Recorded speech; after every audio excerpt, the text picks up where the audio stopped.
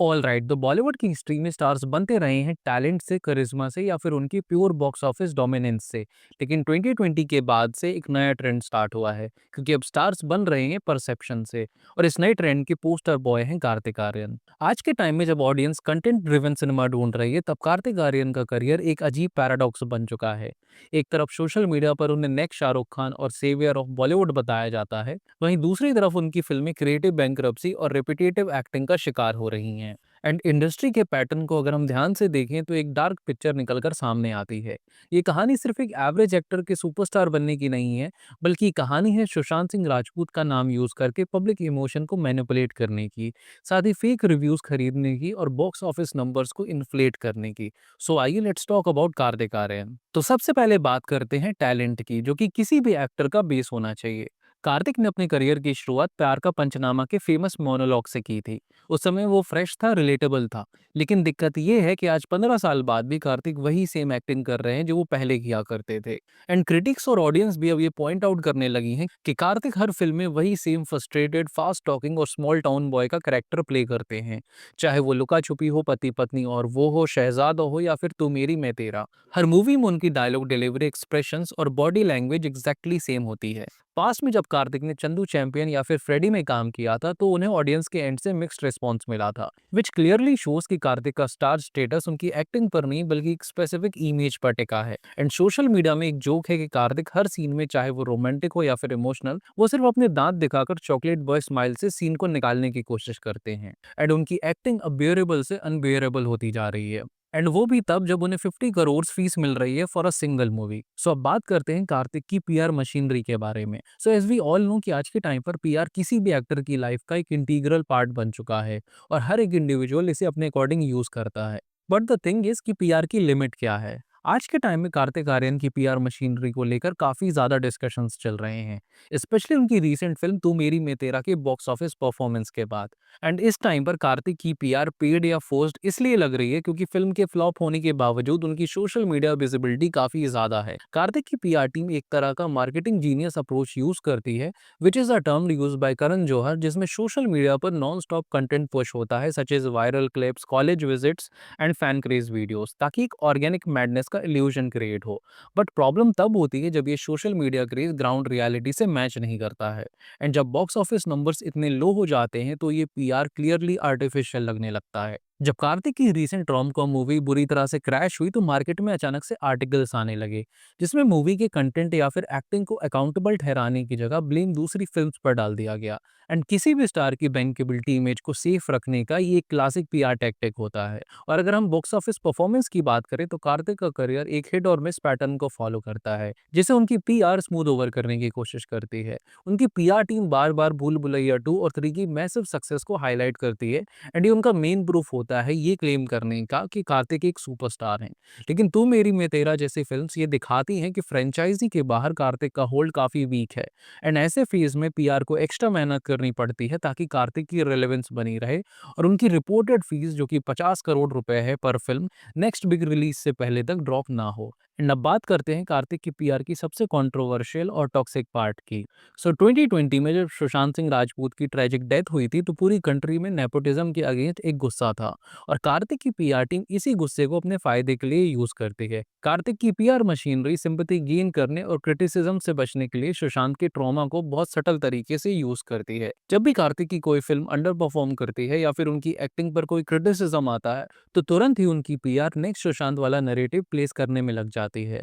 और इस पूरी स्ट्रेटेजी का बेस तब पड़ा था जब कार्तिक को दोस्ताना 2 से ड्रॉप किया गया था बाय धर्मा प्रोडक्शंस, जिसके बाद से कार्तिक की पीआर और सपोर्टिव मीडिया ने तुरंत उनकी सिचुएशन को करण जौहर के साथ क्लैश और एसएसआर के बायकॉट नैरेटिव से जोड़ दिया था। एंड जब भी उनकी कोई फिल्म फ्लॉप होती है, तो उसे टैलेंट फेलियर नहीं बल्कि इंडस्ट्री गैंग अप के एंगल से दिखाया जाता है। एंड जैसे ही तू मेरी मैं तेरा बॉक्स ऑफिस पर फेल हुई, तो इस बात को एक्सेप्ट करने की बजाय कि ऑडियंस को फिल्म पसंद नहीं आई है, सोर्सेस ये क्लेम करने लगे कि rival PR agencies negative reviews खरीद रही हैं। एंड ये बिल्कुल वैसा ही था जैसे एसएसआर के टाइम पर डिटेक्टिव ब्योमकेश बख्शी के साथ कॉन्स्पिरेसी थ्योरीज चल रही थी, और इन टैक्टिक्स से ये मैसेज कन्वे करने की कोशिश की जाती है कि फिल्म बुरी नहीं है, बस उसे जानबूझकर बुरा बताया जा रहा है, जिससे कार्तिक की एक्टिंग या स्क्रिप्ट पर हो रहा जेन्युइन क्रिटिसिज्म ऑटोमेटिकली इनवैलिड हो जाता है। एंड क्योंकि कार्तिक डायरेक्टली खुद को एसएसआर से कंपेयर नहीं कर सकते हैं क्योंकि वो बहुत चीप लगेगा, इसीलिए उनकी पीआर प्रॉक्सीज को यूज करती है, such as friendly journalist, industry friends, music composers या फिर फैन पेजेस।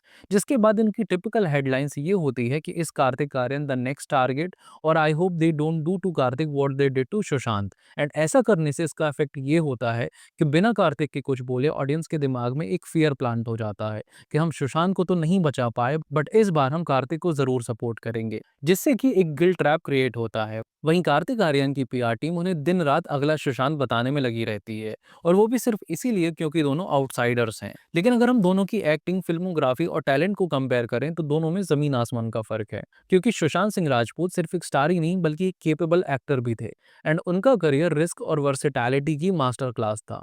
उन्होंने काय पोचे से डेब्यू किया था, फिर डिटेक्टिव ब्योमकेश बख्शी जैसी कॉम्प्लेक्स फिल्म की, जिसके लिए उन्होंने अपनी पूरी बॉडी लैंग्वेज चेंज की थी। M S Dhoni the untold story में उन्होंने मेथड एक्टिंग की, धोनी के चलने के ढंग से लेकर उनकी बैटिंग स्टाइल तक हर एक चीज को परफेक्ट किया। एंड जब इंडस्ट्री कमर्शियल फिल्म्स के पीछे भाग रही थी, तब सुशांत ने सोन चिरैया जैसी एक रॉ, ग्रिटी और डकॉइट ड्रामा फिल्म की। वहीं छिछोरे में उन्होंने यंग और ओल्ड दोनों रोल्स को अपनी एक्टिंग से जस्टिफाई किया था। वहीं कार्तिक आर्यन अपने करियर के पिछले 15 सालों से सिर्फ एक ही लूप में फंसे हुए हैं, चाहे प्यार का पंचनामा हो, सोनू के टीटू की स्वीटी हो, शहजादा हो या फिर अब तू मेरी मैं तेरा।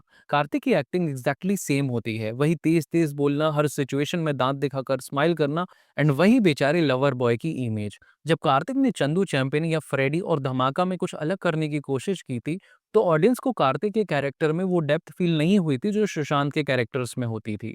That's why Sushant is way more ahead from Kartik in term of acting. And जब भी कार्तिक की कोई फिल्म फ्लॉप होती है या उनकी एक्टिंग पर सवाल उठाए जाते हैं, तो अचानक से सोशल मीडिया पर एसएसआर का टॉपिक ट्रेंड करने लगता है। एंड ये कोई कोइंसिडेंस नहीं बल्कि एक वेल प्लान्ड स्ट्रेटेजी होती है। एंड तू मेरी मैं तेरा के फ्लॉप होने के बाद ये गेम और गंदा हो गया, क्योंकि सोशल मीडिया पर हजारों रील्स एंड ट्वीट्स अचानक से आने लगे जिनका पैटर्न ऑलमोस्ट सेम था, सच एज कार्तिक के खिलाफ नेगेटिव कैंपेन चलाई जा रही है, कहीं ये अगला सुशांत ना बन जाए, एंड इंडस्ट्री वाले कार्तिक को मिलकर टारगेट कर रहे हैं। बट रियलिटी ये थी कि मूवी वीक स्क्रिप्ट और बैड एक्टिंग की वजह से फ्लॉप हुई थी, लेकिन हर बार एसएसआर का नाम बीच में लाकर सिचुएशन और अटेंशन को डाइवर्ट करने की कोशिश की जाती है, जो कि क्लियरली सुशांत के साथ हुई ट्रेजेडी का मिसयूज है, क्योंकि सुशांत हमेशा अपने काम के लिए जाने जाते थे, ना कि पीआर स्टंट्स के लिए। कार्तिक का पीआर उनकी पुअर एक्टिंग को आउटसाइडर स्ट्रगल से शील्ड करने की कोशिश करता है। एंड अगर कोई पॉइंट आउट करने की कोशिश करता है कि कार्तिक की एक्टिंग रिपीटेटिव हो गई है, तो उनकी पीआर एम्पलीफाइड फैन आर्मी ये बोलने लगती है कि तुम कार्तिक को सिर्फ इसीलिए टारगेट कर रहे हो क्योंकि वो एक आउटसाइडर है। एंड इसका अल्टीमेट फायदा ये होता है कि कार्तिक का करियर एक मॉरल कॉज बन जाता है। लोग टिकट इसलिए नहीं खरीदते क्योंकि वो एक अच्छा एक्टर है, बल्कि इसलिए खरीदते हैं क्योंकि उन्हें नेपोटिज्म को हराना है। और ये पूरी पीआर स्ट्रैटेजी पब्लिक के कलेक्टिव गिल्ट को मोनेटाइज करती है। एंड कार्तिक को लास्ट आउटसाइडर सर्वाइवर बनाकर प्रेजेंट किया जाता है, जिससे हर बॉक्स ऑफिस फेलियर एक इंडस्ट्री ट्रेजेडी लगने लगती है। और ये सब करने के बाद भी मूवी को सक्सेसफुल और बॉक्स ऑफिस कलेक्शन को बेटर दिखाने के लिए डेटा को मैनिपुलेट किया जाता है, like budget of the movie, movie के collections and paid reviews as well. So Kartik Aaryan का फैन बेस काफी हद तक पीआर ड्रिवन बॉट आर्मीज और एग्रेसिव फैन क्लब्स पर टिका है, लेकिन ग्राउंड रियलिटी ये है कि भूल भुलैया 2 और 3 जिनकी वजह से उनको सुपरस्टार बोला जाता है, वो ब्रांड वैल्यू और नॉस्टैल्जिया की वजह से चली थी, ना कि कार्तिक की एक्टिंग की वजह से। एंड कार्तिक ने जब कुछ डिफरेंट अटेम्प्ट किया तो मास ऑडियंस का रेस्पॉन्स मिक्स था, बट एटलीस्ट कुछ डिफरेंट करने की कोशिश की गई थी। बट अगेन वापस से वो उसी सेफ कॉमेडी रोल्स में आ गए हैं जो कि वो हमेशा से करते आए हैं। सो इवेंचुअली कार्तिक आर्यन का राइज इन बॉलीवुड टैलेंट से कहीं ज्यादा परसेप्शन मैनेजमेंट की कहानी है। उन्होंने सुशांत सिंह राजपूत की डेथ के बाद बने वैक्यूम को फिल करने की कोशिश तो की है, लेकिन सुशांत जैसी डेप्थ, पैशन और एक्टिंग स्किल्स वो अभी तक डेवलप नहीं कर पाए हैं। कार्तिक फिलहाल सिर्फ एक रेपिटेटिव एक्टर लग रहे हैं जो कि पीआर के दम पर रेलेवेंट बने हुए हैं। एंड आई रियली होप कि आने वाले टाइम में कार्तिक अपनी एक्टिंग स्किल्स को इम्प्रूव करेंगे rather than just mimicking Akshay Kumar. And future में आउटसाइडर कार्ड खेलने और सुशांत का नाम यूज करने की जगह वो ऐसे प्रोजेक्ट चूज करेंगे जहां पर उनकी वर्सिटैलिटी सामने आ सके। So this was the video. What are your thoughts on this particular video? Do share in the comment section. बाकी वीडियो पसंद आया हो तो डू लाइक एंड शेयर। बाकी आपसे मिलते हैं नेक्स्ट वीडियो में। Till then take care of yourself and thank you so much for watching.